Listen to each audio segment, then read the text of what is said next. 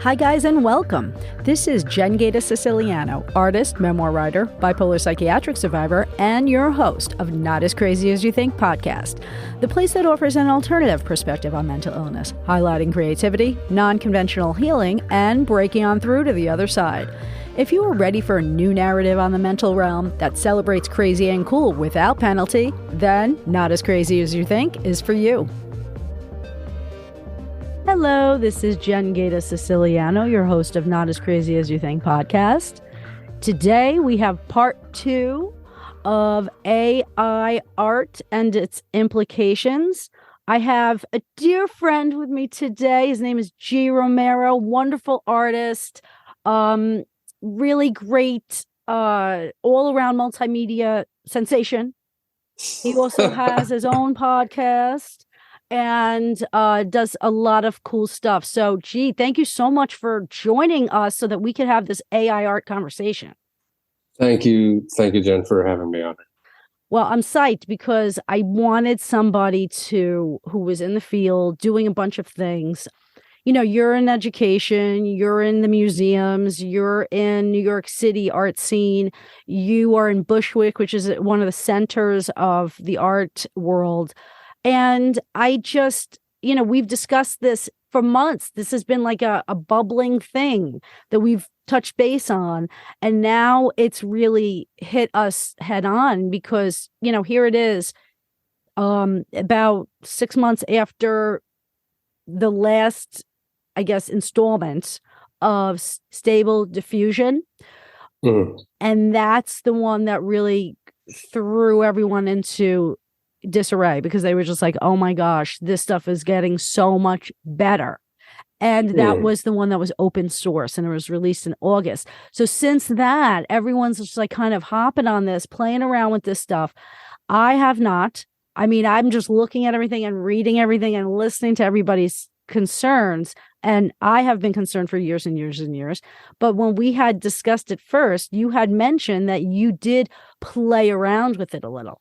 So tell me, what was it that you thought of first when you were playing around, and what kinds of feelings came up in that experience? Yeah. So I have only done it like a few times, and I did it maybe a couple months back. I started, I think I did Dali first. I haven't done Midjourney. I haven't tried a bunch of other things, all that stuff. To me, I was just like, I heard Dali. Let's go to Dali, right? Mm-hmm. Honestly, I thought it was pretty cool. Mm-hmm. I'm not gonna lie. I was like, well, this is pretty interesting. The first thing wasn't immediate to me in terms of, I think, everything else that started to bloom off of that moment. Because initially, it's like, I can't believe this. This is so crazy. Like, I just put a couple words in, and now in a couple of seconds, it's not like back in the day of dial-up. Like people remember dial-up. Dial-up was, man, you had to have patience. Yeah. It was like, all right, cool. Let me plug it in. Let me do the thing, sign on, and just, it took maybe like 2 minutes to get onto the internet. Yeah. Like properly, which is, I don't even remember if people remember that. Right. But I'm telling the people right now, it took like 2 to 3 minutes to get on the internet. Sure. Think about that. This was so fast, and the amount of imagery it generated, I wasn't necessarily completely like profoundly flabbergasted or anything. No, not at all. I was just like, wow, this is really fast. Number one. Number two, I was like, well, it's pretty all right. It's got some details. I put in the first thing I ever did, I think I put in a prompt like, do a painting of an indigenous woman in a river, in the style of this artist, or like an Amazonian. I might have said. I think I said Amazonian, not indigenous. I said Amazonian woman in a river in the style of this as a painting. And like I said, it was fast. I was like, oh, okay. But I had already watched a couple things, seen a couple things. It's not like AI to me just came to me one night in the middle of the night. No, Yeah. I've been following AI Right. as a thing, as what it's becoming, which is a phenomenon. And it's not going anywhere. Right. It's just going to become more and more crazy. And we can get into that, but so again, it was fast. It understood what I put to it. You know what I mean? It was intuitive. So I was like, oh shit, this thing is really in there. It's really diving in to do the service, which I thought was, oh my God, look at this. And I was impressed enough with the results. It gave me like 5 different images to choose from. And the first one though, and now this is the thing, I don't know if it gives it to you in order of numerical birth, like this is the first one to the 5th one, or if it aligns it to you and like, we think you'll really like this one better than this one. Because as it went down the line, it was horrible. Oh, really? Yeah, I was like, well, I didn't like this at all. I was like, so then I asked I took 2 or 3 of them and I said, do it again. Because that's the other cool thing about this. Right. You can get iterations. Yeah. You can get, like, you can ask it to be more defined or less casual. Or I've even seen people wanting to make it more hornier or whatever. And it's just like, holy shit, like this is, again, it's intuitive. Right. And to a certain level. I still didn't like what was coming out. I did about 2 more prompts, and I personally felt that the quality wasn't all there yet. Really? For me, depending on the prompts that I wrote. And again, apparently you have to be like this new web bard now to be able to like give this magical prompt that'll give you this magical result or something like that. So I hear. I don't really know, because again, I've only tried it out a couple times. When did you try DALL-E? Again, just a couple months ago. So it's up to par. Yeah. I hear that the AI programs have trouble with hands. It has trouble with faces. And lineage. Yeah, the faces were a mess. Faces too. But see, I look at the faces, they look amazing. I don't see that, really? Yeah, it's weird. So this is the thing, because I think Midjourney, again, I happen to use it, so that's the other thing. I think it takes from a different library stock or something like that. Like, I think it's just, again, I'm not too sure where it's generating its imagery from. So that's the other weird thing about this whole stuff, is that people have been developing this thing for quite some time. Yes. This thing isn't new, actually. It's just becoming street level of news right now, where I feel like I think that is the bridge that we're crossing right now, where all of a sudden we're noticing and we're going to be using this word a lot more, the idea of how disruptive this thing is going to be. Yeah. Definitely. I mean, you use the word disruptive, which is really interesting. I know that sometimes you use that word in connection to your own artistic expression. Yes, I do actually. Yeah. And I think of you with that word, and it's like, I'm thinking there is nothing more disruptive than this, because it's not only disrupting the way we know things, but the industry, what creativity actually even means. I mean, what does it really mean? Because when you break it down, like, we think of like art as being aesthetic plus intent. I understand that by putting a prompt in, we're in some way being the intender, or the impetus with the intent. But when I think of intent with art, it's stroke by stroke. It's not 3 words. Like, we're changing what these things actually mean, and it's happening so fast that I think once it's all done, there could be a level of remorse or regret, because I think in the name of fun, we're jumping on the bandwagon. But yeah, absolutely. What is the consequences of it? That's the nature of our species, though. I mean, I think this is the other question that it really brought up to me after I had finished using the DALL-E, not just for image creation. I also got onto Chat GPT. Oh, right, right. And I was using that guy right there. I think I'm not going to use the word alarming, but I will say that it ends up kind of bringing up this idea for me that either we're going to be completely enraptured by what is this thing. And did you hear the news? Microsoft bought Chat GPT. So they just bought them? They bought OpenAI. OpenAI? Microsoft, yeah, they put in, well, essentially, or whatever I guess the technical term is, they invested $10 billion. Basically taking it over. Into OpenAI. And not only this, they're putting into Bing, they're going to put an AI search generator. Oh boy. Chat GPT is now the new search engine? I believe that's the next step for this. Oh my God. So this is the thing.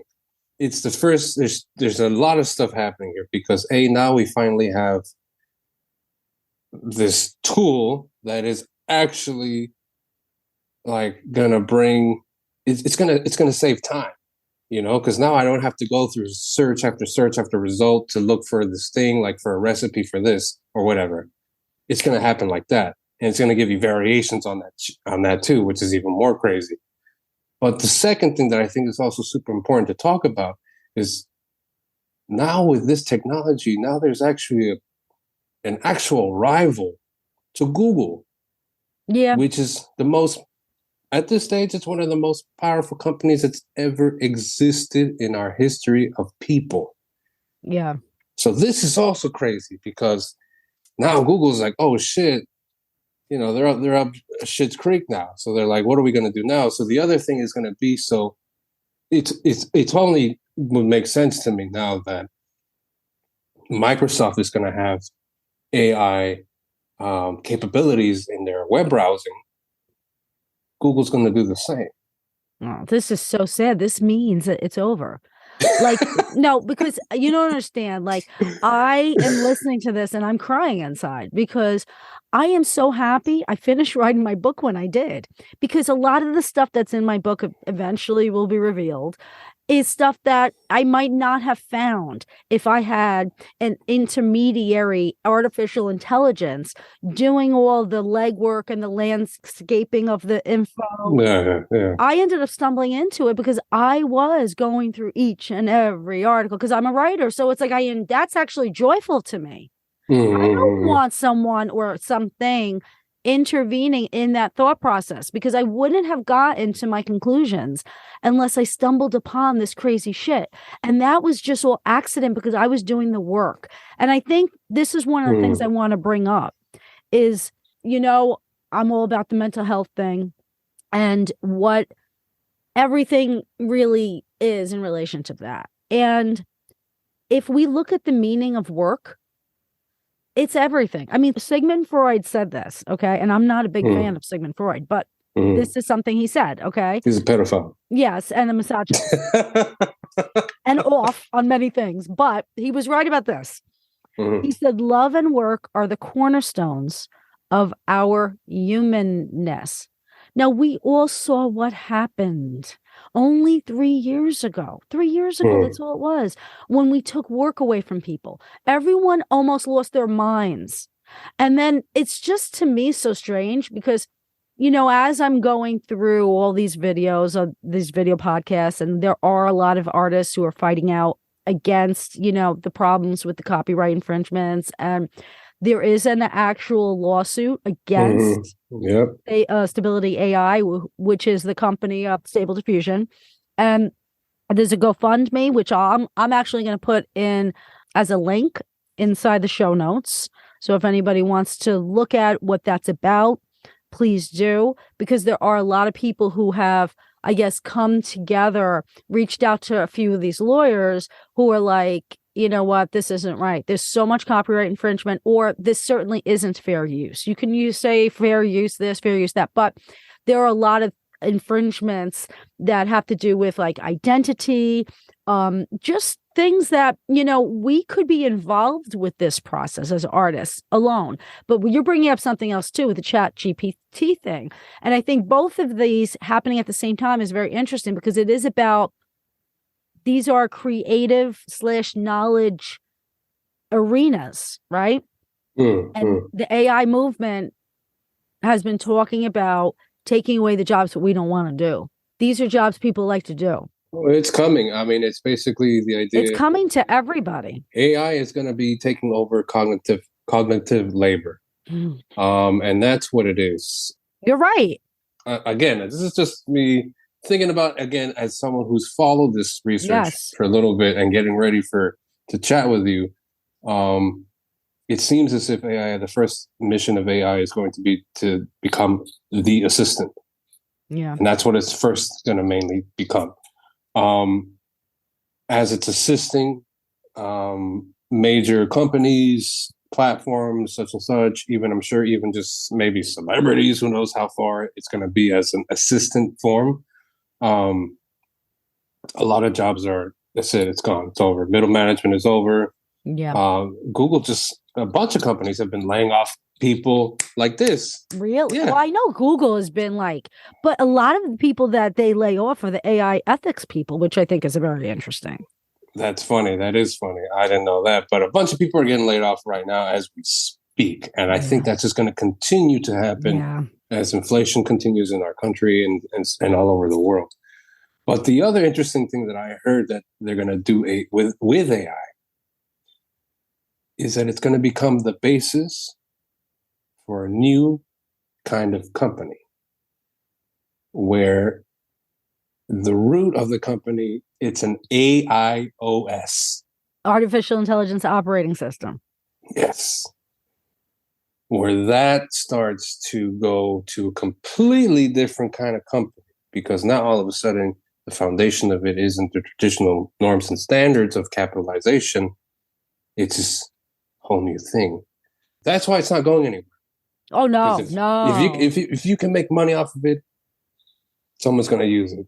And I think that's where the disruption occurs in the creative realm and the creative arts, because, I guess you don't need a storyboard artist anymore, maybe. No. Like maybe you don't need, a certain a web designer, maybe even, you know what I'm saying? Like it's going to get to a point where that's the beginning of it. And then it's going to hit admin. It's going to hit, again, because AI is going to become assistants. So a bunch of admin jobs are out the window. Right. We've talked about this, Jen. We've talked about this. I personally split things into like either we're going to the high road or we're going down some other place. Our demise. The highway. you know the highway. The fiery highway. So the highway to, whatever. So it's the one thing that I feel, and even it's happening to me right now as I'm thinking about it, at some point in time, the technology's, it's just getting better and better. Yeah. You know what I mean? It's getting to the point now where the two new things in this, and this is happening right now. This is literally happening right now, right before our eyes. This is what's happening right now with this technology. They're doing text to video. Yep. Which is already happening. There's already a ton of AI generated video makers. They're creating video content.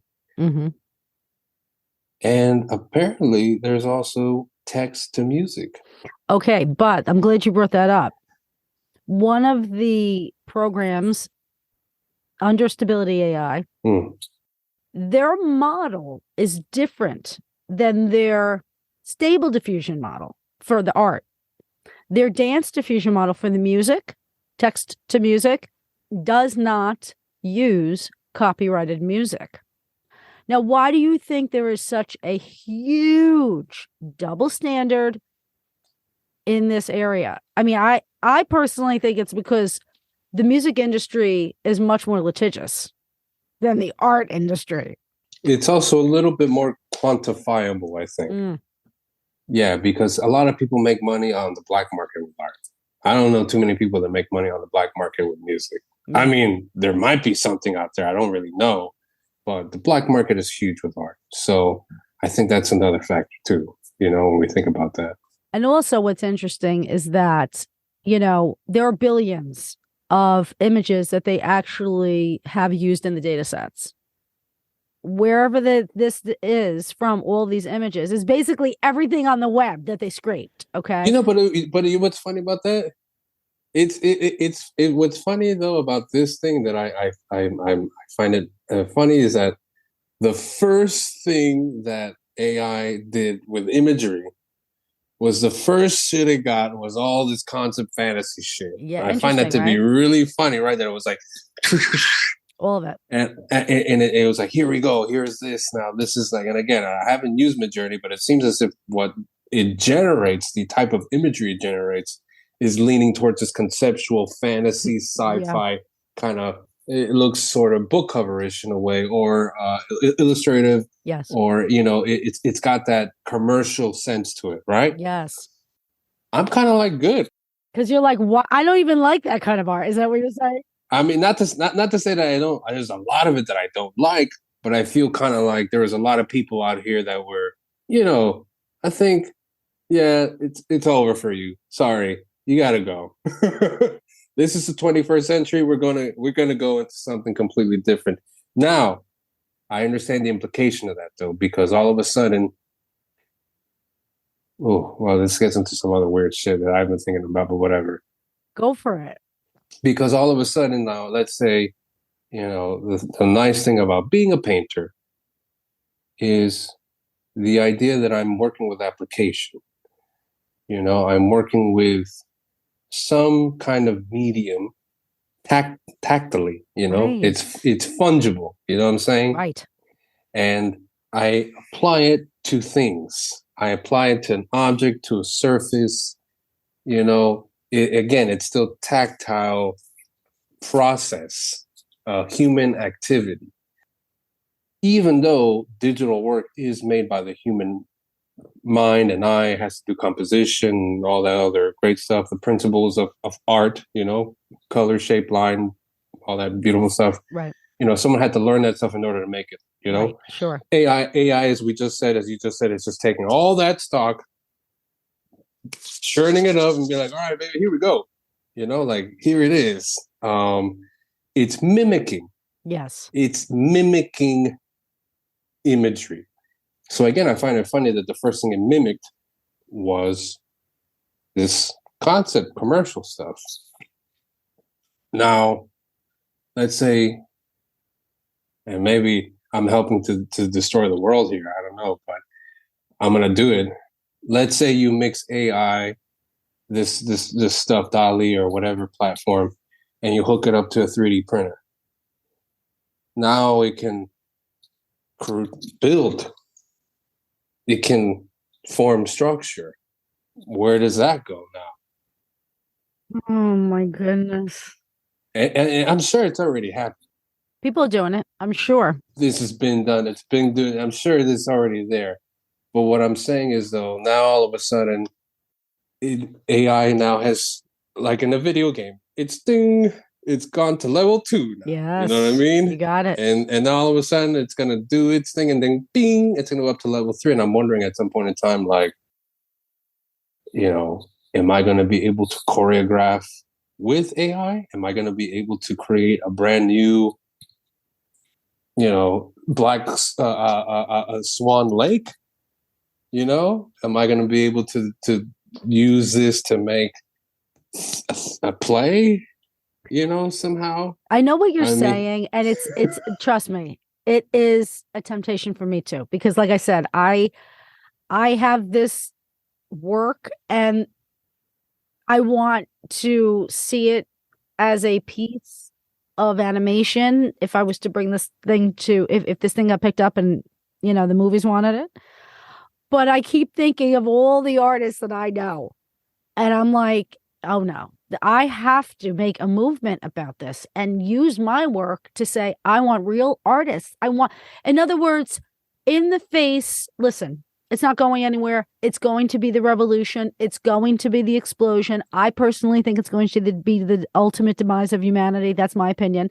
Could be. It could be. And it's also been my visions. So I'm sticking to the visions until something different comes along, because so far it's turning out to be correct. That everyone's having a slight breakdown over this. You know what's funny about that too? And it just came to me too, as I've been hearing more and more people talk about, again, ultimately, where is this going? Because everyone always needs to have some kind of end for something, or like where the goal, whatever, right? And everyone always gets really weird and fuzzy because as we're saying, this technology is moving fast. Right. It's going super fast. They're putting it in all kinds of things. In fact, OpenAI, as I was saying, was basically bought out by Microsoft, or at least invested in by Microsoft. Mm-hmm. I think they're trying to get the AI assistant on Bing as soon as next month. Oh my God. That's what I heard. Or maybe they meant March of next year, but I'm like, oh, this is crazy. But this is like, we have no like ability to do our own research anymore without the filter of AI. So this is the thing. So this is the thing too, where everyone gets to this point where all of a sudden we can't really even imagine what the future may look like with this technology. And I think, because it really is unknown. Yes, the potential for dramatic and possibly cataclysmic error of things to occur is always there. It's like that in everything. I think that's the point of why an artist is an artist to begin with. I think, hold on, let me just stop you there with it's like that in everything. AI is unique. This is actually very different than anything that you and I have encountered in our entire lifetime. It's true. You're right. You're right. This is going to be, different. But what I mean is I'm speaking about it in terms of being a creator. I think all creators have to be intimidated by something in order to get some kind of motivation at times. Then intimidation of, like, either it could be the good kid in class who knows how to draw those dogs, or your classmate in college who, wow, they're very good at what they do, and that kind of thing helps a friendly competition of sorts. You know what I mean? That kind of, again, I'm talking about friendly intimidation, friendly competition. Right. If it is true that artists are who they say they are, and that they use the power of their imagination to produce imagery, things, content, then here we are, baby. Yeah. This is golden. This is a golden hour right here. Exactly. I think. Yeah. And I, for one, I'm not going to stop painting. No. I'm not going to stop making art. I'm not going to stop my collage. I'm not my zines. I'm going to keep doing everything the same, because you know what's more unique than AI? Me. Exactly. This is what people have to understand. AI is a conglomeration of all humanity. So it's a mixture. Yeah. It's like this blending, right? I mean, and there's all kinds of things that we haven't even talked about. The idea that it's biased, it's liberal in certain senses. I don't know if you saw the interview I sent you with the whole, like, it can write a poem about Joe Biden, but it can't write a poem about Trump because blah, blah, blah. But she's right. She is right. It's like, now you're going to tell me that AI only reads the New York Times. Oh, God, please, whatever. Listen, it doesn't matter if you're liberal or conservative. You don't want that in an AI system. That is an extreme bias, because at some point it's going to hurt you, okay? Whether you're liberal or Republican or whatever, it doesn't matter. It should not be. Everything is changing. I mean, if you can be a creator by just putting 3 words in, compared to the person who's taken, 4 years of art school and countless thousands of hours practicing his craft to create the same style of concept art, who is more creative than the next person. But also this word that, we're bringing up, like intuition. I mean, I'm seeing this stuff that this machine is doing. And because it has so much information, and there's almost like a fluidity to its way of using the information. Yeah, someone said it's like it has thinking, but it's like liquid thinking. Yes, yes. And if that's the case, that's very reminiscent of the way we think as people. So is this thing becoming more human? I mean, listen, G, as you know, following the AI movement, this is what they want. This is what the AI techies want. They want the singularity, which is like machines are smarter than people, which I think we're in already, basically. I think it's too late. I think machines are smarter than people. But I will say, but I also think though that, again, depending on the highway that we're taking, there's always a moment in time, I think, in all generations of people, where humanity has to take a look in the mirror. Yes. And be like, all right, cool. Not just be like, why is this happening? But how did this happen? Yeah. How is it that we as a people allowed for this to be our daily life? You know what I mean? So someone had mentioned this in terms of I think Dave McKean was the one who was talking about this in his video where he's talking about his book Prompt, which is about his conversations that he had with working with AI. That someone had told him, "Oh, but AI is just a tool. It's just going to be a tool, and don't worry about it, and blah blah blah, and maybe possibly, it'll help things out." And Dave McKean was like, "Well, number one, this is not like Photoshop. Nope. This is not just a tool. As you were just saying, Jen, this thing, it's thinking. Yeah, it's a different type of thinking, and I believe ultimately that's my definition for what AI really truly is. It's a brand new language. It's a math language that computes at such a level our brain can't comprehend that thing. It's interesting because I'll bring this up since this is an arts podcast. Pablo Picasso was a child phenom, right? Like Pablo Picasso could paint better than most people can paint now when he was 13. I don't give a shit what your opinion of Pablo Picasso is for a lot of people, because a lot of people don't like Pablo Picasso. But guess what? It can't be taken away. Pablo Picasso changed the world. Yeah. With his art. Sure. Pablo Picasso's father was a painter. And apparently one of the things that Picasso loved to do was he would love to go and check out his father's studio and watch him paint. What an upbringing, right? And I believe also one of the things that's really crazy about it is, how did Picasso get to a point where he broke down the visual in such a capacity that he created a new language? He hoped to create Cubism, him and his studio mate Brock. And I'm pretty sure because they were looking at a bunch of shit, including African work, all kinds of other stuff, the past movements that had come right before them. They were informed by all this stuff, and they were reinterpreting it and creating a new language for their visual medium.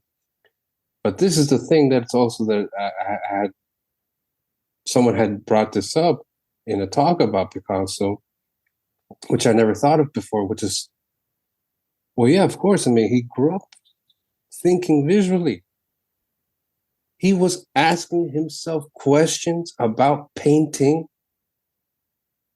at a very young age that many people do not even think of until they're way late in the game. So he was a genius because of that, because he had this heightened level of thinking about these visual ideas, concepts, and problems. AI, I think, I don't know if it'll ever, if there will be an AI Picasso or anything like that. I don't know if that's a possibility. Maybe it is. Maybe I'm creating it now as I'm speaking it. I don't know. But I feel that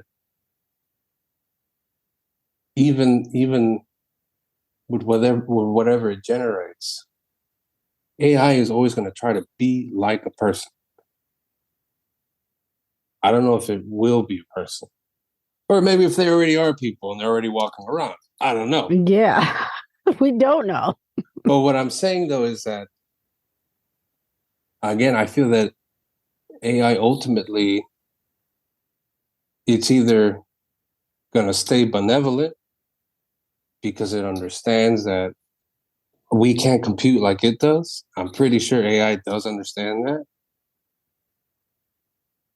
But I mean, if for any reason it sways away from benevolence, um, then I think it does bring up now the word alarming.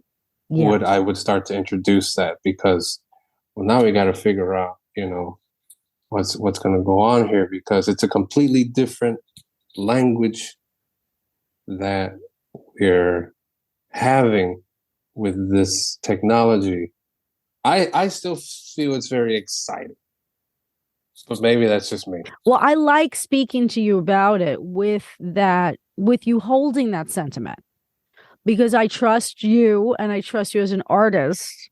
So I feel like, okay, well, that it's coming from a good place, because all I could see are the interests of the coders, the corporations, the technological mega groups, even the startups. I mean, not for anything, but oh, we have a startup. Yeah, you're already like in the billions of dollars. Like, I'm happy that you made all your money already. I'm saying Stability AI. He keeps saying like, oh, we were just a startup. We wanted to compete with the big guys. Okay, well, now you're a big guy. It's about money. That's all it is. That's all it ever is. That's all it ever is. This is what I was even saying about the idea of it taking over first, the commercial artist realm first. Let me go back to something that you said. It's important. We see throughout time, okay, there's always some kind of shit that happens, right?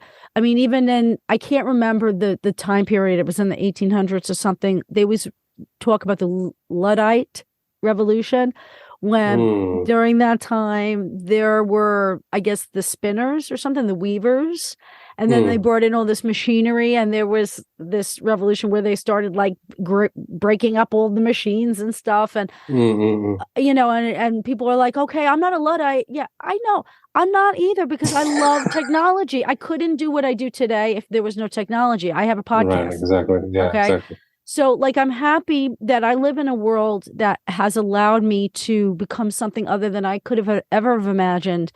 But these systems, okay, that are just thriving and growing and building and creating now off of the, I guess, hard labor of the blood, sweat, and tears of humanity, now they're just going to be even getting bigger and bigger and bigger. While every single field that gets replaced with AI lets go of all their workers, and damn well a place like America is not going to install a universal basic income that quickly. But that's what these AI guys are talking about. Okay, I want to know how much of their money that they're making is going into figuring out that kind of logistics of making sure that everybody has enough of a universal basic income. And not for anything, but what does a universal basic income look like? Does that mean everyone is like poverty level? Because that's still a lot of money. I mean, we talked about unemployment during COVID, and everyone was freaking out because I got a little unemployment. I'm like, I lost my art business. What do you expect? And so this isn't, as much as people want to talk about it, it's still really removed from most people because it's hitting the artists first. Now, that being said, the artists are being hit first. We are the disruptors.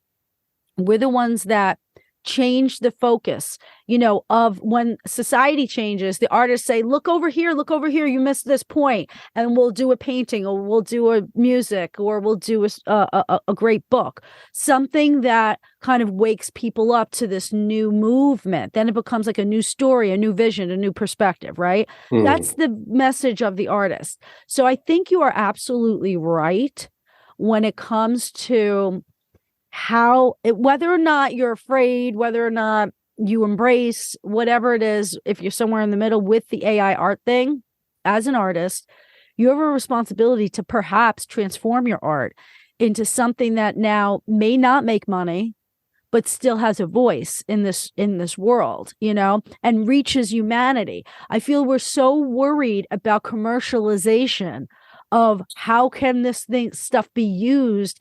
If you ever hear people talking about this, now, people don't have to pay artists to do this. We could just go to this tool. Yeah, exactly. It's a replacement then for artists. Okay. So you said, you're getting rid of that middleman. You don't have to pay for that middleman. But now that middleman is going to do what? I mean, I know what it's like to have to wait tables and keep my art business going. Are people going to be willing to do this? Absolutely not. I'm pretty sure that we're looking at a massive disruption in the labor force, not just in America, but across the world. Yes. Which has all kinds of implications that who knows how it's going to be. I mean, obviously the people, 1%ers, anyone within the top 10% of wealth economy in the world, they have really nothing to worry about, because all of this is going to stay for them. It's going to help them to stay where they are, which is the elite. I think that's the actual real thing when it comes down to it at the end of the day is, people versus the elite, honestly. And what I mean by people is, I mean, basically just anyone out here who still has to do labor in order to eat, I've met several people who they don't do any labor at all. They make money off of crypto. They do some other stuff. I think they're also going to be jeopardized because they don't have any kind of skill set. Right. AI is coming in to disrupt you too, on some level. I feel that it's inevitable for AI to disrupt everything. Where we as people are either going to, are we going to react to it? Or are we going to cap it, find a way for it to it's okay, cool. It's only going to exist through a search engine. It's not going to be a separate application. It's not going to be over here. It's not going to be added to Instagram and TikTok. It's just going to exist here. There's got to be some kind of boundary for it, I think. Yeah. If people have the best intention for humanity, I don't know if that's true of an Elon Musk, of a Mark Zuckerberg, of a Jeff Bezos, of any of those fools, because I think they're only out for the bottom line. Yeah. They only care about the money that they have and about how to make more money. That's the point of business. It's not about anything else. Sure, now we can, you're creating, what's this? Your fabric came from some Indian village and half of the proceeds are going to go help the village. Wow. Congratulations. Right. You're still contributing to the destruction of the planet on some level. You know what I mean? Everything that we do is in some way, it's trying to evade the fact that we're all going to be gone one day. No matter what. Whether it's AI or nuclear bombs or motherfucking Chinese spy balloons. You know what I mean? You know what I mean? Whatever the fuck is going on now. I know. You know what I mean? Like, they have a big investment in AI, and the ethics over there are different. So this is they probably found out that we were talking, Jen. That's why they're like, we gotta find out where these people are. Chinese are gonna be left behind. But again, whatever it is eventuality for us, and I feel that creativity is that expression of life. It is the idea that I have been here, I have seen, I have done, and I'm sharing my experience with others. I feel there's a big line that people are crossing between the idea of, AI generated stuff and quote unquote art with a capital A. I'm going to break it to you all. I'm sorry. And if you people get a tissue box ready, there is no such thing as art with a capital A. That does not exist. Go to the dictionary right now. Look it up. Not Wikipedia. Not Wikipedia. Go to a dictionary and see how you spell art. There ain't no fucking capital A in art. Okay? Why I bring this up is because, again, I do feel that with how fast this thing is going, and with the potential that it has of not just disrupting, but of inventing new languages off of its language. Art is whatever you can get away with. And conceptual artists have known this for a long time. Many artists understand that this is how what it is, because art cannot escape what it is, which is, it's not just a business. It's expression. Right. It's a sensitivity. It's a way of seeing the world. Yes. Yes, I agree. But, let me ask you this question. As an educator, art educator, I still think that there's a place for education, because you're going to need someone to know those artists to put the prompts in. So they should be educated in the arts. See, that's my concern. I feel personally the education system, at least in America, is driven by capitalistic means. So in other words, if there doesn't seem to be a job in like a job market, that's the quickest thing that they cut out. So that's one of the reasons why the arts are always cut out, because it's limited jobs for music and art. Okay. Yeah. But now there's no capitalistic retrieval for the arts. I mean, and saying that, when I was in school, there was really not that much commercial art. So that came about later, when it exploded onto the scene, and then computer generated stuff came out, and then Photoshop wasn't even around when I was in college. You know what I mean? Like, there's nothing like that. So like, all that stuff allowed for people to do things quicker, better, whatever. And then all of these other fun, like, kind of commercial realms opened up for all these people. So people then who were good at art got excited in education, and they were like, oh, I could do this, I could do that, I could do this. But see, now that there's no hope for making money in those areas, those art departments, like, what is the purpose of them really? Just to have you play with materials? Like, I love the whole thing. And in other words, my purpose in the classroom is more than just setting them up for success in the job market.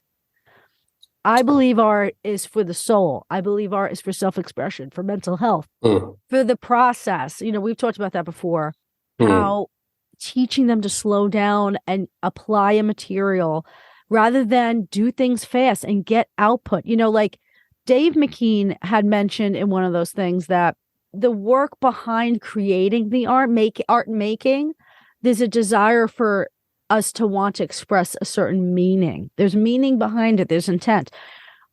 It's not about the end result necessarily. You don't do it to create a masterpiece. Exactly. Right. Yeah. You don't, you enter the experience, you hope it's good enough on the other side. You know what I mean? You go through it, but that's sometimes the journey is where you learn about yourself as an artist more and more. And the whole, like, the experience of taking each moment to get there. And then suddenly you're there and you're like, wow, it's every step of the way that counted. We are eliminating that entire experience. So now it's become, we've washed it down to just the aesthetic. And then we say, okay, this is art and machines can make art and there's no need for you. One thing I will tell you, G, is looking at some of these comments on, like, I don't know if you had a chance to look at Steve Zapata art on YouTube. He's very vocal and he's a good drawer and everything. And he is making a big argument about this. Okay. One of the things I'm noticing about the comments, and not everybody, like a lot of people are really, like having empathy for artists because we're the first to lose our jobs. So, but the thing is, what I'm noticing is that the people who are like anti those who are vocal about their concern about AI are very anti-artist.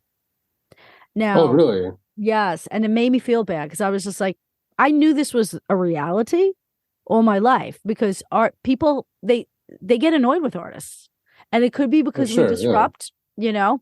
Yes, disruptors, but I feel that word also gets thrown out a lot. I prefer to go back to what it was, which is a free thinker. Right. Okay. Artists are free thinkers. Right. Well, it's interesting because as the free thinkers, right, are talking about, wow, this is not cool because A, B, and C or whatever on this comment board, the people who are saying things against it, it has that tone that how dare you fight the democratization of art as if all artists are rich. It's like, I don't know what this world has got in their head, but there's, yes, you have your Steven Spielbergs. Yeah. You have a few fine artists who are rich, and that's very few. Yeah, exactly. You have a few good, maybe concept art people who've made it and they're doing okay. Maybe they have a nice house. That's not to say they're rich in this country. I don't understand why people think that, you know, there's this sense that we are part of like this corporate class, that how dare we think we're so special, and that now the money could be spread around. Other people can make money with art. And I'm thinking, you guys really are missing not only the point, but you really don't understand the art world, because that's really not what it is. Yeah, no, I think that's a really ignorant way to see some things, because I remember even back when I was in college, people would have this notion of like, oh yeah, you know, like the starving artist, that's such bullshit, that's not real, blah blah blah. And like 15 years later, I know plenty of starving artists out here in New York City. You know what I'm saying? So like, I think that's just an ignorant, myopic view perspective of things, because there's more than just blue chip painters in the world. You know what I mean? But with that, I do feel that there's a lot less of a creative free thinker that actually puts practice into their work than there are people who decide that they rather just look at pretty pictures all day instead of make them. The work of creating, the materials, the actual time it takes. Yeah, that's the unique thing of being a creator, is the fact that you're choosing to have your time be delegated for these principles, for these causes, for this expression. That's a choice, you know. I'm happy to say that I had, you know, two parents who supported that I would do this. I think it terrified them. I'm pretty sure it still does. But, you know, I was allowed the freedom, thankfully, to choose to become this and to follow that path.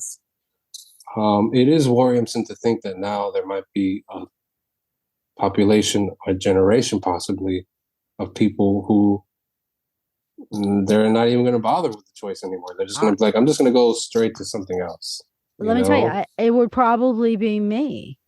I mean, I can't say that. I can't say that necessarily, because I loved it so much that's why I double majored, because I didn't think I could get an art job. So I said, well, let me have a backup with English. I can always do something with English, you know, learning the language better. Right. So like, but I don't know what's to say of these art programs in the future. I mean, would anybody in their right minds get a graphic design degree right now? And for those who are finishing it up, oh my God, I feel for them. I think though that there's still, so this is the thing, are people still learning Latin? Yeah, but not in the college level. I mean, who's graduating with a Latin major? I don't know. I don't know if there might possibly be somewhere in the world. I have no idea. But I still feel though that there will be an avenue, I think, to learn principles of design. I think that's never going to go away. I agree with you. You know what I mean? Like there's got to be, that's the wonderful thing that abstraction brought to the art game, was the fact that now we're going to go and decide what is art. Oh, colors and shapes and lines and composition. And they created these principles that didn't really exist before. That's how you get design. You can't have a graphic designer without abstraction happening in the art game. Yes. So now here we are going through this doorway, because I think this is going to affect more than just artists and creative people. And I think that's the message I'm trying to get across here, is that, look, if you're a dentist, if you're a doctor, if you're a lawyer, if you're a cook, if you're a choreographer, a bus driver, AI is coming for your ass on some level. Is it going to be your assistant? Maybe. Is it going to disrupt you? Definitely. Is it going to eradicate you? I don't know. Well, it does seem to be that the whole impulse towards AI on the people's part is to wish that humanity was just like thrown in the garbage. Like, they're okay. I believe that when I'm hearing this push towards AI, fuck everyone else, I'm thinking, who are they really fucking over? The humans. People. They're fucking over the 99% of people who are not part of the elite. But they're fucking over themselves. I mean, but this is the thing. These people, this is the thing. I mean, they're trying to dish it out that it's consumer, or it's going to be consumer at some level. I think for some things it will be. For everything else, it's gonna be like everything, like every other technology that's come before it. It's going to be to help the elite. Yes. And as I was saying, that's another thing. Like, I mean, I honestly feel that a lot of these people, they don't have a conscious, like I have a conscious, like where I think about others, and I think about, not in the most altruistic manner, but I'm like, hey, you know what? I'm not going to be fucking yelling on the street or like slapping people, walking up to people and slapping them. I'm not going to do that. Certain type of people, they're what is it called? They're sociopaths and all this stuff. You know what I mean? Like, just these people walking around with no real empathy. Yes. This is the people that are going to be using this technology for their benefit. Right. So if that's true, then that means I think there's going to be a bunch of other people, and I will include myself in this group. Well, I'm going to go ahead and see as much as I can, do as much research about this topic, find out as much as I can about it, see how I can play a part with it, so that I can inform this new thing as a benefit to what's happening out here. Because I want my children and other generations to come before me to have the ability to work with this in possibly much better ways than what my generation can come up with. You are very optimistic. You're talking about future generations? Oh my gosh. I need to be only because this is what I'm here to do. You know, anything else I think could also occur as well. Again, no one knows the future. The future does not exist. We created each moment by our actions, by our decisions, by the way we challenge ourselves, by the way we decide to not challenge ourselves, by our inaction as well helps to create the future. So we're here, we're talking about this topic. We want other people to talk about this because that's the most that we can do right now, because we're not in the game. We're not coders, we're not developers, but you know what we fucking are? We're a fucking artist. That's right. So let's do our thing, continue to be free thinkers, continue to use our imagination for the benefit of humanity, and fight all the other obstacles. That's the one thing I know about the way that I use art. My art is a weapon. I like seeing it that way. I like knowing that I have the power to do something like that as well. And that an image can say 1,000 words or more. You know, like that's why I am a visual artist, because I know and I believe, and I've seen and I've experienced the power that art has. And I share those sentiments with you. I really believe in my heart of hearts that what can possibly be stripped and mined from humanity is the love, is the empathy. I'll put it to you this way. I can't imagine so many students of the future who, once they get their hands on this AI technology, they're going to even want to even try to do anything artistic with a pencil, because that takes such a different skill set. Yeah, and exactly. It's not the same thing. So, but if they're in there, because it's not even the same thing as Photoshop. That's a very interesting concept when people are like, well, this is what happened when Photoshop came out. Actually, no. This is very different. I know enough to do what I have to do for my work. But I mean, I'm not like a concept artist that's doing, Photoshop throughout and making backgrounds. And this is not necessary. That person has to take hours and hours of time and have a great deal of skill to render anything that looks good. I mean, it's not about just like arranging hot bodies on heads. That's Photoshop, no, like if you're hired to do some kind of work, commercial work, and you use Photoshop, they expect it to be like top notch. And if they're getting paid a decent dollar for it, if they have a decent title. So I never worked in an art department outside of Archie Comics. I worked in Archie Comics for a year.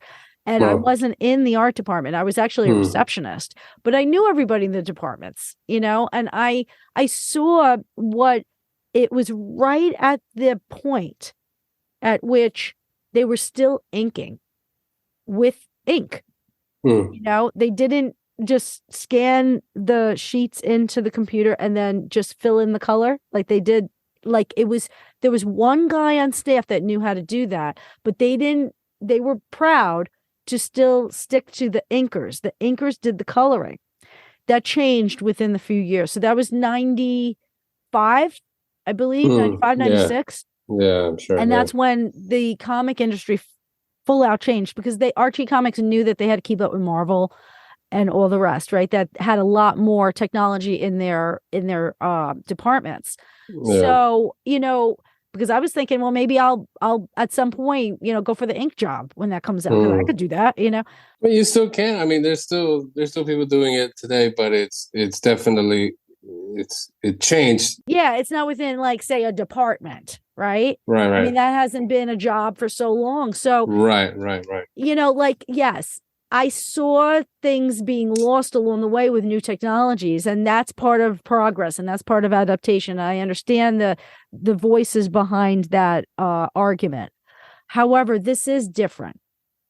People need to understand it's not just about artists crying like being babies. I hear, people are like, oh God, now the artists are crying. Boo hoo. You did something you loved all these years. Why don't you be a truck driver? You know what I mean? I'm like, gosh, like, it's so sad to me, because I'm thinking, they are coming for you too. AI is coming for all the jobs. Yeah, pretty much. Yeah. Pretty much. But again, why eliminate these types of jobs first? If you listen to the developers of these types of things, it's really that, I mean, there's an ego thing. I was about to say, they're trying to get rid of ego. That's why. And they're trying to get rid of the human contact of it. Yes. I mean, I'm gonna be honest with you. Look, if I could have me an AI car that I know is gonna come and pick me up and take me over to said point, and it's my car, it goes into a little garage or it self-parks. You know what, Jen? I'm not gonna lie, yo, give me that car. You want to be Knight Rider. Right? I want to be totally. Are you kidding me? Absolutely, I want to be fucking Knight Rider. Are you fucking? Yes, I want Kit. Give me Kit. And this is the thing. This is we've did this to ourselves. Yeah, it's inevitable. We did this to ourselves as a people, and this is where now I'm going to bring this up. People get to this running this in this circle of like, where is it going to go? How is it going to stop? Where is it going to go? And then everyone just starts getting into this really foggy area. And I think I know why. Because A, no one really knows. No one can know where it's going to go. And B, because potentially it does lead to the eradication of the human species. Yes. Like completely and totally. Yeah. That is an outcome, possible outcome. And that is and it's there because all of a sudden now, here we are. We're facing not just the fact that we're a post-pandemic world, that, you know, I think every economy in the world is going straight to shit. People are, I don't know what it is. And there's another thing I was saying to some other people. It seems like everyone's crying these days. I don't know what it is. Everyone's just crying with this. And I hear YouTubers crying and other people talking about like, and I'm just like, geez, just like movies are getting longer. You know, it's just some weird, it's some weird shit that's going on. Or I'm like, it's just always just how the human condition is, where we're always looking at the darker than we are than anything, and the optimistic side of things, which is, I think it's perfectly natural for the human condition to be that way. And yeah, I mean, the doomsday clock just got moved to 90 seconds to midnight last week, I believe, or 2 weeks ago. I was like, oh, cool. All right, whatever. And then I was getting ready for this talk and I was like, oh, shit. Is that why? I don't know, maybe, but isn't the doomsday clock related to nuclear?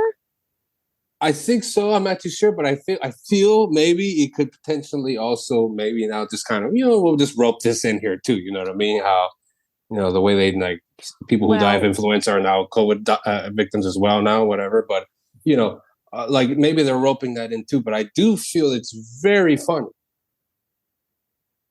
A couple months after our first conversation about AI, the doomsday clock got moved closer to midnight. Let me share with you about that doomsday vision I had a doomsday vision about AI and nuclear war. Oh God. I swear to God. This ended up this is one of the things that ended me up in one of my last hospitalizations. Oh wow. And it was like I envisioned that if we, you know, and this we could see with somebody like Putin, because he's the type that would, right? He's the one that keeps threatening with the nukes. So I could see if a person is in charge with that much power and that much nuclear, whatever, and they also start incorporating AI into all their systems. It's really not about AI. I mean, it's not about the human making the mistake anymore. It's about AI making the calculation. And the calculation makes perfect sense to AI, according to AI logic, whatever that is, because it's not human, so we don't know. So, you know, there's this sense that, oh, AI made the decision, AI knows best, and AI is going to go through with it. So the vision was that they would just start to make them all go off, and then they decided to like do them all. And then the idea was that like they could survive even in a nuclear holocaust. AI could survive. What do they need? Get rid of the humans, you know? It's interesting. If it's funny because which is so funny because I guess that also changes the outcome, because apparently all I've ever heard that the only thing that would survive a nuclear proliferation like that would be roaches. Right. And now you're telling me it's going to be roaches and AI? Oh shit! Good Lord. Let's see what that sounds like. It sounds like a Rick and Morty episode to me. But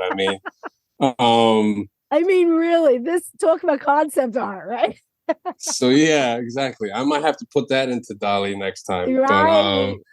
But I mean, yeah, that's terrifying, because my first thing would be like, how is AI going to survive if you're going to blow up the infrastructure of your origins? But you say that as a human, how can it survive? AI would figure it out. I guess you're right. That's how smart it is. I guess you're right. That's how smart it is. They don't have bodies. Supposedly. Allegedly. It is just a system. If they could figure out how to keep that system going with nanotechnology and, reproduction. I mean, listen, gee, they are working on biobags. They're working on all of these actual ways for the AI to embody.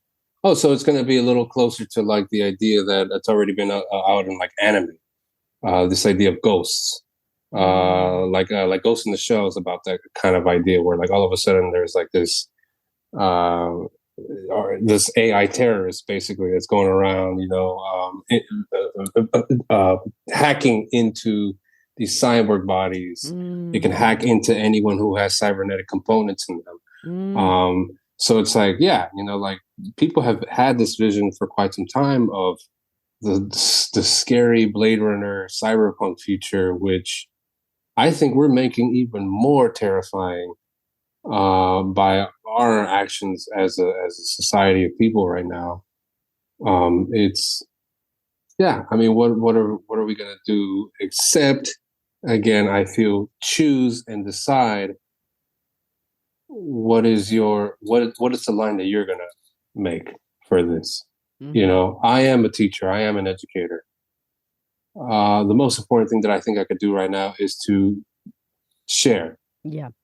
Do what I do best, research, do things, create, make art, and share this kind of thing so that people have an understanding of what it is that we're talking about. Because again, we're talking about a brand new language that has been invented.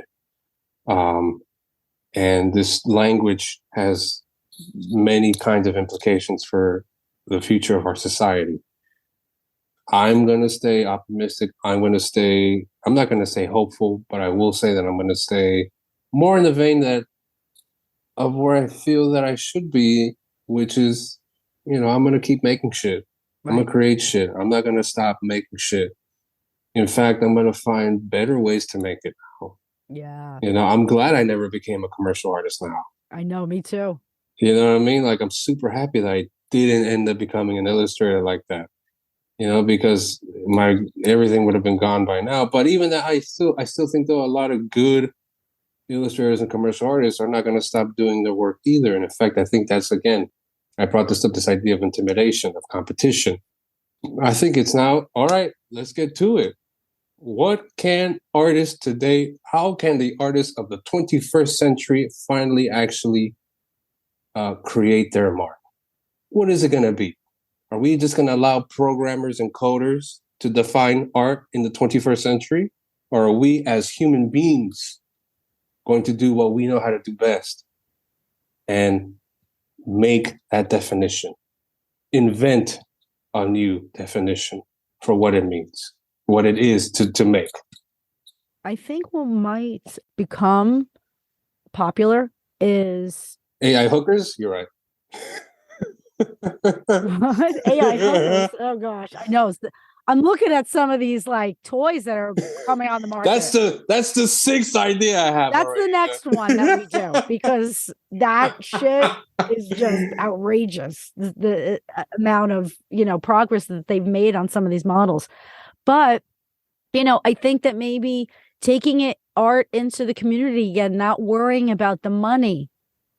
You know what I mean? It's more about the message. It's more about the conversation, the stirring up, See, but this is the thing. This is the thing about it, is that I'm kind of happy that this is happening now, because I feel the conversation culturally, the zeitgeist of what's been going on has gone us into this big trap where all of a sudden it's cancel culture, wokefulness, and, being ultra sensitive of what comes out of my mouth. Fuck all that. Exactly. All right. Exactly. I've been an activist since I was in the fucking 90s. And I know that's not much for a lot of people, but for a lot of other people, that's before you were born. All right. And you know what I learned about activism? The one thing I learned about doing all that shit in the year 2023, you didn't change a goddamn thing. Really? No, none of it. It was worth it, though. No? I learned from experience, and it taught me that, again, if I'm going to do anything to change anything around here, I'm going to use creativity to do that. Yeah. Instead of placations and whatever, silly word games or semantic challenges I'm going to bring up to, we're not fucking, this isn't the Industrial Revolution. We're not fucking beatniks out here. That shit happened. Right. That shit happened. They came. It's gone. No one's a fucking hippie anymore. It's done. It's over. It didn't get that far. And what happened? And that was the biggest movement and activism that we've had. You know what I mean? I'm not saying that, that for me, only for me, activism's long gone from this conversation. More and more that gets put out there about, teaching kids to be socially aware and all this nonsense about all that, I think it's a disastrous place to go, because you're only teaching people to not free think, to not invent new languages, to not invent new systems and new ways to express the current world. And the current world is not the 60s. It ain't the 80s anymore. It's not even the early 2000s. We're getting to the midpoint of the 2000s. I gotta tell you, I am not feeling that great about the future. And at the same time, coming into this age, I'm feeling that the community I'm making right now is really important, because, as more and more people get, I'm going to say infatuated, fall in love with, right? The magic of, you play and then you see, and it's right. It's a toy. It's a toy right now. Yeah. And it's a dopamine, it's a dopamine. Right? You're right. It's a fix. You're it's right. Oh my gosh, let me get more. It's absolutely right? A fix. So when that kind of fades out, where 6 months go by and people played around enough, and I don't know, where do you think, again, we've discussed, we have no idea what's going to happen, but 6 months, we can have an estimate, right? We can have an imaginative estimate. So where do you think 6 months we're going to be? Do you think we're going to be like, okay, screw all the art jobs, this is worth it? Do you think that everyone in India, who are now democratized and they have more ability to have art at their fingertips, do you think that more people are going to be creating things that are, worth it for the rest of humanity to indulge in? Or do you think that it's going to water down everything so much, the pool of art that we know, there's nothing left but just regurgitations of past things? I think we've already been there. I think we've already gotten to a point where we're just making loops in things. Yeah. I don't think there hasn't been a really genuine new idea in quite a bit. And I think AI is helping to kick us in the ass and be like, oh shit, what story is this? Is this the story of the tortoise and the hare? Where, human beings are the tortoise and AI is the hare? Or is this the story of the turtle and the scorpion? Have you ever heard of the turtle and the scorpion? Tell us the story. I know the story. So the scorpion wants to cross the river, and it can't because the scorpion can't swim. So it sees the turtle come by, or let's change it. Let's change it to like a duck or something. Let's change it to a duck. So this way we have the tortoise and the hare, we have the duck and the scorpion. Okay. And duck is going to go ahead and cross the river, and the scorpion's like, yo, duck, could you do me a big favor? And the duck's like, no, I'm crossing the river, sorry. And the scorpion's like, yo, dude, seriously, I just want to get across the river. Just let me ride on your back. I'll get over on the other side, and I'll be out, and we'll never see each other again. And the duck is like, no, you're a scorpion. You're going to sting me. And the scorpion's like, dude, I promise I'm not going to do it. The duck is like, well, all right, fuck it, come on. So the scorpion is on the duck's back, and there's a duck going across the river, right? It's there like, oh, shit, here we go. This is it. That's it. And then they get to the bank. Scorpion comes off. He's like, all right, I see you around. It's like, all right, duck's like turning around and walking away. Pop! And this duck got stung on its leg. The duck turns around and says to the scorpion, "Oh, you stung me." And the scorpion's like, "Yes." And the duck says, "You said you weren't going to sting me." And the scorpion says, "Well, I'm sorry. It's just in my nature." Right. I love that. So what's the story that we're telling here? I think when we as people begin to understand that we truly are powerful people, that we can manifest whatever we'd like. And as long as we're doing this not from a point of fear or doubt, that we have the potential to make things change because we've already done it. Look at the pyramids. Look at Machu Picchu. Look at a submarine. You know, the first submarine was invented not in the world wars. Fucking George Washington crossed I think he crossed the East River in a submarine. People don't know that shit. You know what I'm saying? Like, yeah. You know, it's like the human mind is the most complex machine because not only can it connect to the outer world, which is now the world that AI is connecting with us, but we have our interior world. Yeah. Where art isn't just about, you know, the reflection of society or a self-reflective expression. You know, some people connect with other things, visions, deities, the divine. You know, the human capability is so wonderful. That's why I love poetry. It helps me to not only escape, but to remember why life is a gift, why life is precious, why life is valuable, because we have a small fraction of a second that we're here, we're able to do things, so let's make things happen. Easier said than done, I know, but I'm not going to give up hope on humanity. I mean, I kind of haven't a little bit, but, you know, ultimately now, as we're walking down this corridor to the future, to the new future, the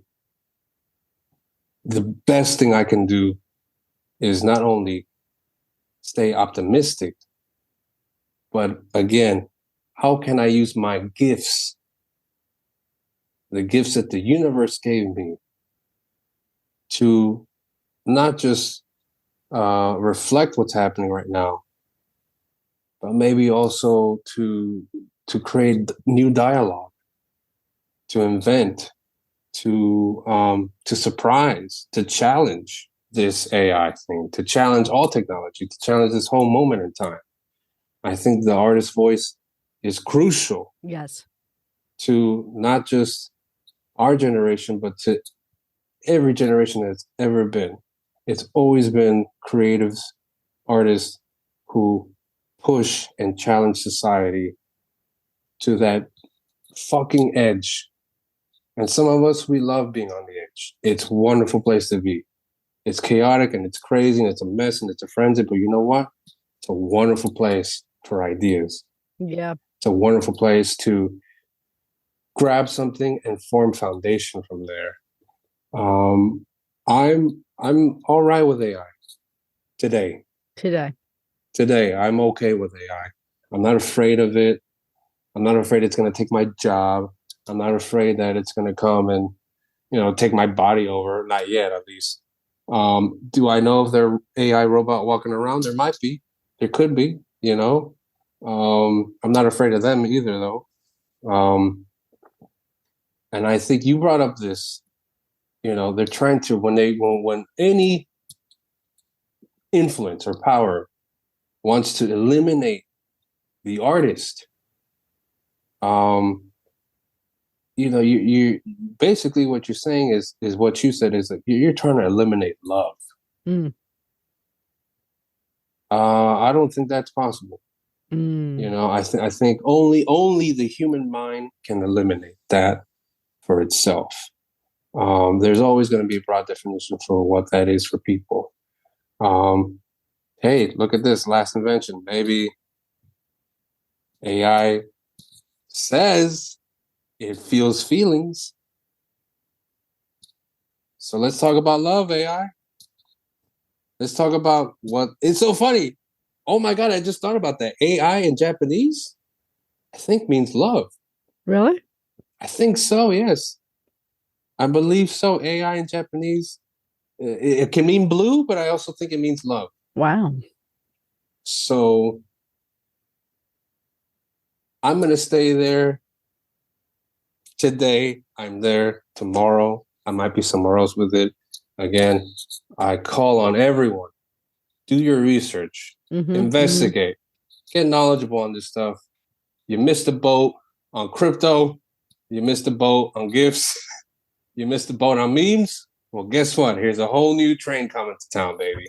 and it's just starting. NFTs are over. You know that, right? Yeah, I mean, yeah, I was about to say, I kind of feel like God bless the few people we knew that made a little money with that. This is not stopping yet.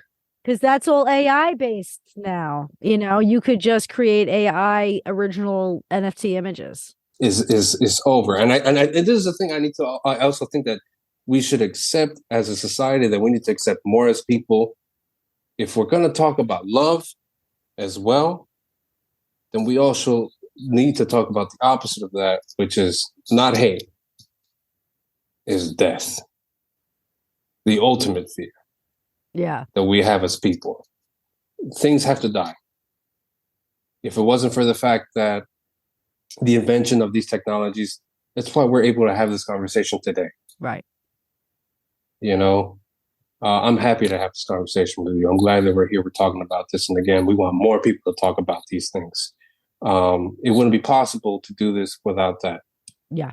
So now here's the last idea I'm going to throw out. It's very easy to think of dystopian AI world. What does utopian AI humanity look like? What does that look like, Jen? What does that look like, listener? What does that look like? I think after this, I'm going to do some drawing. I'm going to do some writing.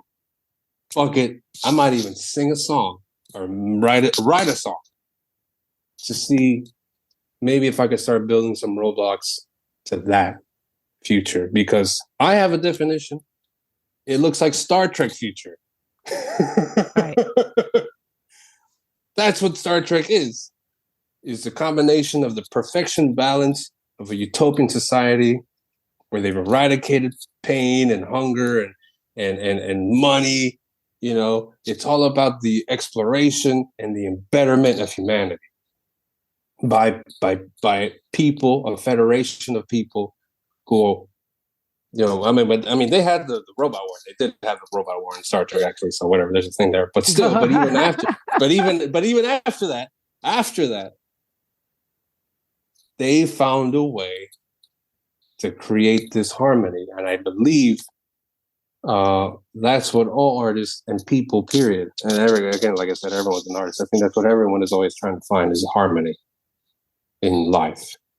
I'm gonna do it with everything. I don't give a fuck if it's AI or if it's a Nazi or if it's you know, someone who doesn't make art. I'm gonna try to find a way to make harmony here. I think that's the best thing that all artists can do, and I think that's what makes art the most beautiful thing, is that it finds new ways to create harmony within its compositions, within its form, within the shapes, within the lines, within the lyrics, within the notes, within the characters, within the story. Why are we stopping? Let's keep going, people. Let's keep doing this. You know, and if we all end up, you know, in internment camps with numbers, well, fuck. I did what I had to do. That's right. At least we gave it our last ride creating art and being creative and being. Fuck that, Jen. I already told you. I'm gonna have my crowbar and something ready to go. I'm ready. I'm watching The Last of Us. I'm taking notes. Okay, I know what's happening out here, and if it comes down to it, hey, I'm out here. We're gonna make it happen out here in Brooklyn. We ain't going down without a fight. Well, it's interesting. One of the other artists that was in that interview that we saw with Dave McKean, he said if we played it right, if we play this right, maybe it could be almost like a renaissance of like what meaning is. And, like we can be the deliverers as artists of the new meaning of the future. You just gave it, yeah, you just gave me an idea. That's what it is. I mean, I had already been talking to people already about the idea that I believe we are entering a new renaissance. I believe it is inevitable at this stage. And maybe with AI, maybe possibly, I believe that is a path to utopian, harmonious future society. I think that is one. That's pretty cool. I like that. I'm glad you brought that up. Well, I like I mean, I don't know if you know this, but I'm a Star Trek fanatic. I mean, I haven't watched the latest series on Paramount, but I went to all the conventions, dressed up, makeup, everything. Oh, word for real? I didn't know that. Are you serious? In Las Vegas. Were you Beverly Crusher? Oh, I didn't love her. My favorite. I mean, I met what's her face? Captain Janeway, like 3 times. Oh, wow. Yeah. Wow, but I met them all. Like I have pictures of myself with William Shatner and wow, yeah, really? All of them. George Takei, all of them. Amazing. So yes, and my son has pictures of himself with Leonard Nimoy. We have. Wow, super cool. That's awesome. That's so cool. Wow. And a lot of my book uses a lot of references to Star Trek because in my mind, I feel that the voices that have led me, from say India to home, but also back from, that near-death experience were these strange hierarchical voices, but so kind in command structure. And anyway, whenever they would communicate with me, it was like I understood that, this could quite possibly be real. Like when we leave here, we could possibly be on starships, you know what I mean? Like, or maybe this was just like a touching down, point. Like you ever see the one with Luke Picard, where the flute that he has, and he goes into that other world. He goes into the life of this person who was the flute player. Exactly. And it was like it's a wonderful episode. Right? It's a wonderful episode. Yeah. And so that whole experience always makes me think, of like, is this really real here? So you give some information to the people because it's a wonderful episode of Next Generation. Yes. with they're on the Enterprise. They hit some little crossroads somewhere, and there's a probe there, and they're like, "Oh, the probe is sending out a signal. We got to find out what it is," because they're scientists. That's what they are. They're explorers on Star Trek, right? And it flashes. It's flashing lights, and all of a sudden the light hits Picard, and he's like, "Oh!" And he gets unconscious. I'm like, "Oh my god, the captain!" He wakes up as himself, but he's like, "What the heck?" He's on the planet. He's with these people, and he's like with like this, this strange humanoid culture. And he's like, "No, I'm Jean-Luc Picard. I'm a captain of the starship. I'm not some fucking flute player over here, right?" And people are like, his wife is like, "Look, dude, you better calm the fuck down. You've been having issues. You know what I mean? You're scaring everyone in the community." Years and years go by, and there's Picard. Now he's a flute player. He's with his family. I think he's had more kids now. All of a sudden, and he's grown into this person of this member of this society. He's this flute player there. This is very humble, very peaceful society. And then all of a sudden they get bad news. The planet's going to blow up.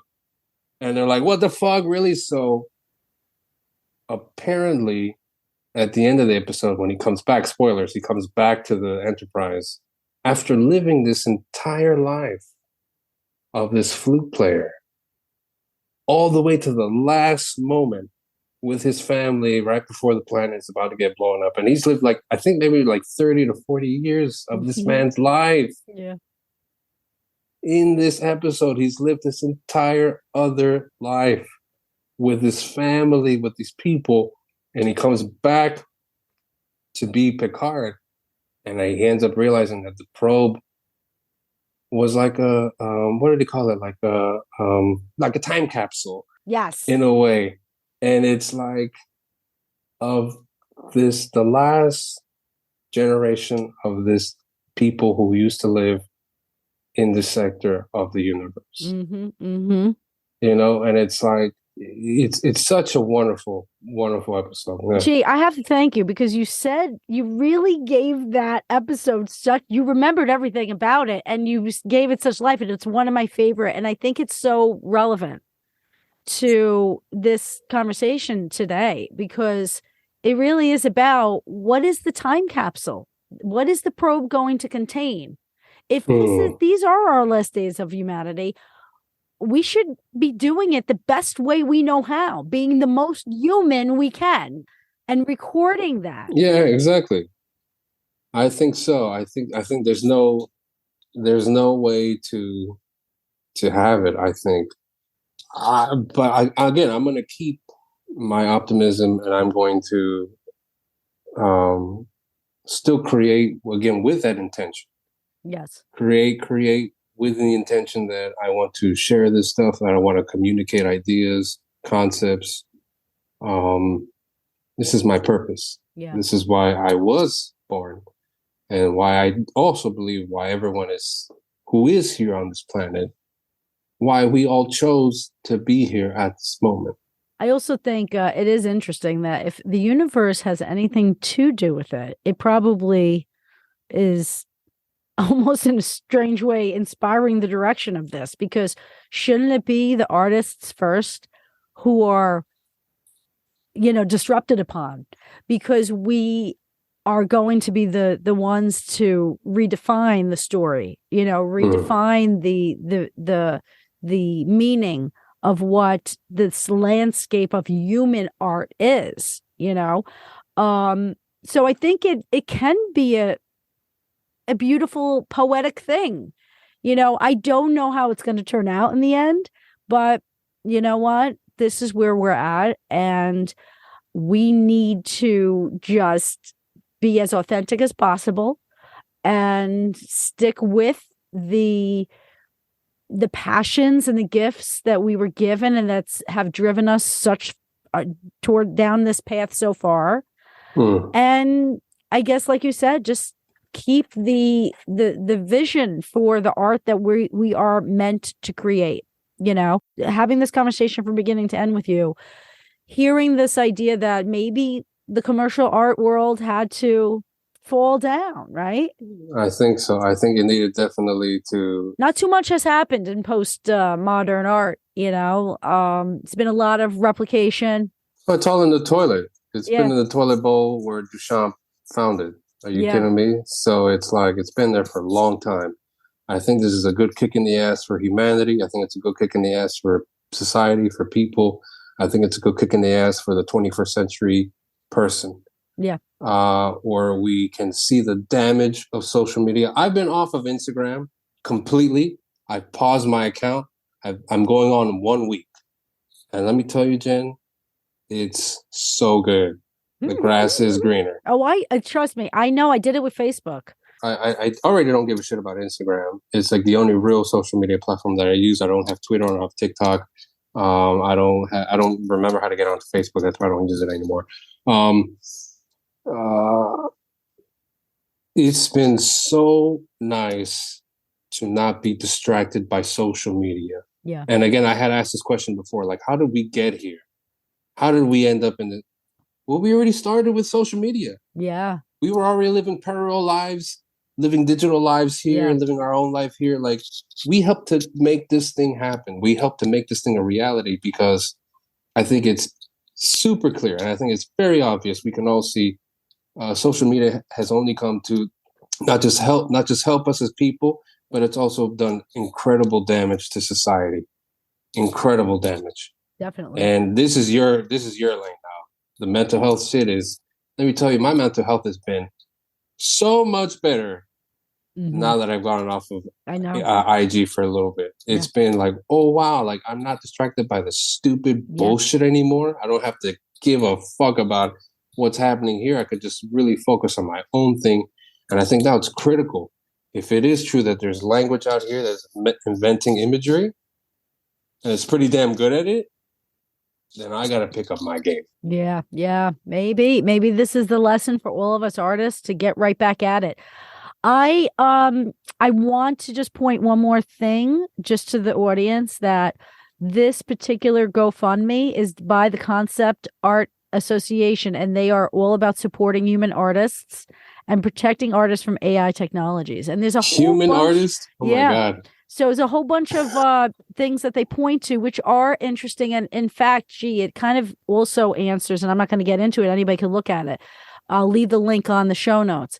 But it also kind of answers, or not answers, but kind of defines a fair ground. You know, like if we're using these technologies, if we put all of these things in place, that's a good precedent moving forward for all other future AI technologies. So it's a very interesting thing. They've now secured a lobbyist who's, you know, setting up and getting prepared for this this lawsuit that's now hitting the mainstream soon with Stability AI. So, you know what? Having spoken to you about this makes me feel a lot less stressed. Good. I'm happy. This is what I've been thinking about. And you know what? This weekend, I was just so tired this weekend. I couldn't get to my painting, but I was, you know, more researching for our podcast. So, but the thing is, it is hard to sit there and carve out, right? We know what it is, that time that's needed for us to have an intimate experience with our practice, whatever it is. It is very difficult. So if this is the thing that we need for the fire to go under the butt so that we could, boom, you know, create that time and whatever, this is what artists, I guess, need to do. So maybe this is, listen, bottom line is, this is where we find ourselves. So exactly. We have to now. We're here. We're right? Crossing that bridge right now. We're here. So we have to now, you know, play our part, which is tell our stories, you know. Absolutely. Through our view. Absolutely. And download the latest apps for image generation and all that good stuff. All right, guys. And let me just go ahead on the record and say, I, for one, am happy and I salute our AI overlords. Oh, stop it. Remember, you have a friend in G.Romero. So my gosh. Only if they're like Data. I mean, you know, from Star Trek. Otherwise. Yeah, but Data is an AI. He's an actual cyborg. He's an actual object. He's a being. Right, know? But AI, don't you think the future cyborgs of the future will have AI? Oh, probably. Yeah. They're gonna be. But I think. See, it's interesting that we go back now, right? And we talk about next generation supposed to be like 2400, but it's truly it was written before AI. I guess so. I guess it was, but it still wasn't. It was written at a time when, though, I believe there has to be somewhere in sci-fi somewhere. This idea of like machine of sentient machine. Sentience. Yeah, exactly. So I think it's somewhere still in there. They just don't use that expression. Yeah, exactly. Yeah, it's not innately in there, but I think it kind of is in there. In terms of that timeline of things. Yeah, I mean, we're crossing the bridge right now. Oh my God, it's fucked up. I'm saying crossing the bridge because I just learned this term. There's a term called crossing the rainbow bridge. Have you heard of that? No. Apparently that means they're gonna euthanize a dog or something like that. I don't know, whatever. Really? So I was like, so I'm saying we're crossing the bridge. I'm like, but we are, we are crossing the bridge, and we are. Today I'll just say, I'll tell everyone, hey man, let's just keep our heads up. Let's make some shit happen. Let's just go ahead about what we're doing, but let's be informed people. And again, instead of listening to just any little thing, listening to anyone's opinion, whether it's mine or anyone else's, make your own decision about things. You are a free thinker as well. And that's the thing that terrifies the establishment, the elite, is to have free thinkers out here thinking freely. Right.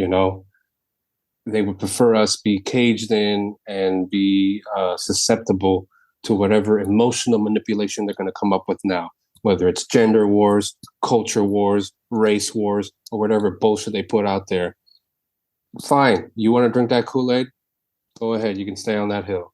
I'm going to be with the rest of my people, my tribe, figuring this out. Yeah. Yeah. I will tell you, I am inspired to finish my paintings now of the series I'm working on, which is against psychiatry. You've seen a few. And then I will tell you also that my next series is going to be anti-AI art. Word. Do it. Make it happen. That's awesome. Yeah. I feel awesome. like I dig it. I want to see it. It's burgeoning. I'm getting the imagery. I want to see it. Yeah. And I will not refer to AIart references to create my art. Originally, I was going to play around with the AIart technology and then say, okay, I'm going to make art off of that. But the truth of it is, my style is more raw than anything AI I've seen. AI, it's so sleek and it's so polished. It almost looks better than like the artists that they're saying to be in the style of, because it's like they're fine. They're kind of like making it just so, smooth and slick. And I'm just like, you know what? I'm going to use my own, I'm going to rely on my own imagination. So I think that the key is moving forward to really, as you say, inform yourself. And at the same time, just be true to who you are as a human or as an artist. Wherever you fall in this argument, just know that this is the world that we are now in. It's not of the future. It's not of the future anymore. The AI future is now. Yeah, absolutely. Get ready, people. That's it. Get ready. G, thank you so much. Thank you, Jen. Thank you so much. Thank you very much for coming on Not As Crazy As You Think and just offering so much insight and your wonderful vision and the way that you put things. It's such a pleasure to have you on the show. Thank you. Thank you very much, Jen. It's been fantastic. It's been an honor. Thank you. Thanks for listening to Not As Crazy As You Think, and don't forget to subscribe to my YouTube channel. And remember, mental health is attainable for anyone, especially those labeled with mental illness. Until next time, peace out.